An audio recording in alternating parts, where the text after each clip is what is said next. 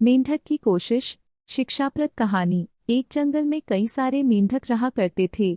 वे सारा दिन जंगल में घूमते फिरते आपस में बातें करते और मस्ती किया करते थे। एक दिन सारे मेंढक जंगल में घूम रहे थे और अपने ठिकाने की तरफ जा रहे थे। जब वे अपने घर की तरफ जा रहे थे उसी समय उनमें से दो मेंढक एक काफी बड़े गड्ढे में गिर जाते हैं। उन्हें गड्ढे में गिरा देख बाकी मेंढक भी गड्ढे के पास आ जाते हैं और सारे मेंढक गड्ढे में गिरे हुए दोनों मेंढकों से कहने लगते हैं कि यह गड्ढा बहुत गहरा है, तुम्हारा इसमें से निकलना असंभव है, तुम दोनों इसमें से अब नहीं निकल पाओगे। काफी कोशिश करने के बाद उनमें से एक मेंढक ने गड्ढे के बाहर खड़े मेंढकों की बातों को सुनकर कोशिश करना छोड़ दिया और हार मान ली। लेकिन दूसरे मेंढक ने लगातार कोशिश जारी रखी और कुछ समय बाद वह गड्ढे से बाहर निकल गया और बाहर निकलते ही उसने बाकी मेंढकों से उसका उत्साह बढ़ने के लिए धन्यवाद कहा। यह सुनकर बाकी मेंढकों को काफी आश्चर्य होता है और तभी उन्हें यह पता चल जाता है कि वह मेंढक तो सुन ही नहीं सकता था, वह बहरा था।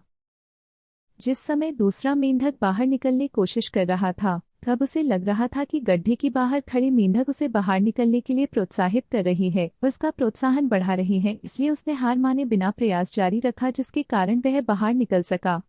और दूसरे मेंढक ने बाकी मेंढकों की बातों को सुनकर प्रयास करना ही छोड़ दिया, जिसके कारण वह बाहर ही नहीं निकल सका।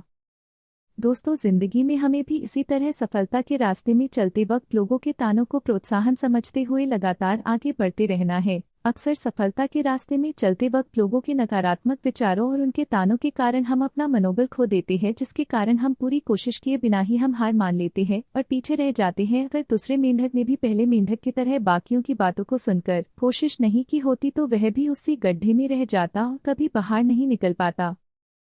कैसी लगी आपको यह स्टोरी हमें कमेंट में जरूर बताएं और हमारे चैनल को सब्सक्राइब कर हमें सपोर्ट जरूर करें।